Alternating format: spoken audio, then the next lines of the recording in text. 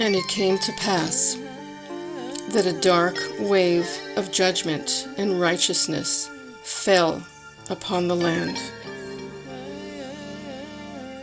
It was a hard time of great misunderstanding that created a deep separation between the still awake sensitives and the sleeping ones.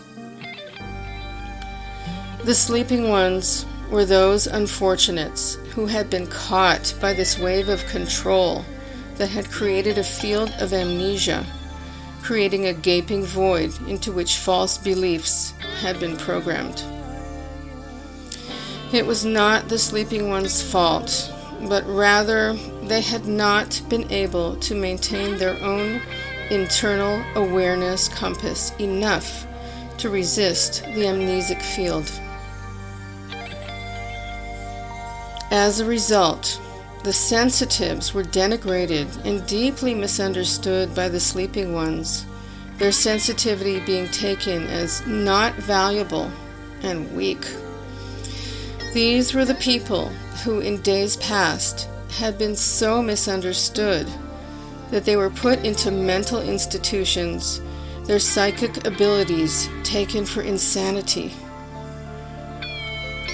They had been so overwhelmed by the many streams of consciousness moving through them, such as voices in their head, which were simply thought patterns that they were sensitive enough to hear and perceive, but had no safe context or training to learn how to regulate.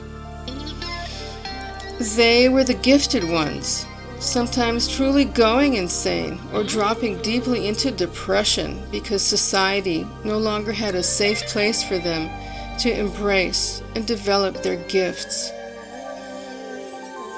They were the poets, philosophers, shamans, and high priests of days past, who without the sacred temples to house their bodies and hearts became lost and intensely stressed because the cacophonic noise of the now disordered world was like a scream and a roar above the soft whispering of their hearts and the sacred realms just beyond the heavy veil of lower consciousness.